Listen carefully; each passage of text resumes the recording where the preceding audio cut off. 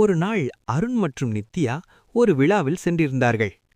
அங்கு நிறைய நண்பர்கள், சிரிப்பு, பேச்சு எல்லாமே மகிழ்ச்சியாக இருந்தது. நித்யாவின் தோழிகள் அவளை அழைத்தார்கள். வா, எங்களோட பேசலாம், சிரிக்கலாம் என்று. அருணின் நண்பர்களும் அவனை அழைத்தார்கள். வாடா, இங்க வா என்று. ஆனால் அருண் மற்றும் நித்யா ஒருவரின் கையை ஒருவர் பிடித்துக்கொண்டு நின்றார்கள். அவர்கள் ஒருவருக்கொருவர் கட்டுப்பாடு விதிக்கவில்லை. அவர்கள் ஒருவரையும் சந்தேகிக்கவில்லை. ஏன் தெரியுமா?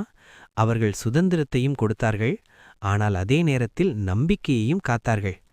நித்யா சிரித்து சொன்னாள், உனக்கு நண்பர்கள் முக்கியம், போய் பேசலாம்.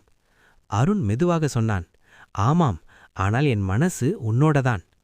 அந்த நிமிஷத்தில் அவர்கள் புரிந்து கொண்டார்கள், உண்மையான அன்பு என்பது கட்டுப்பாடல்ல, அது சுதந்திரத்துடன் வரும் நம்பிக்கை.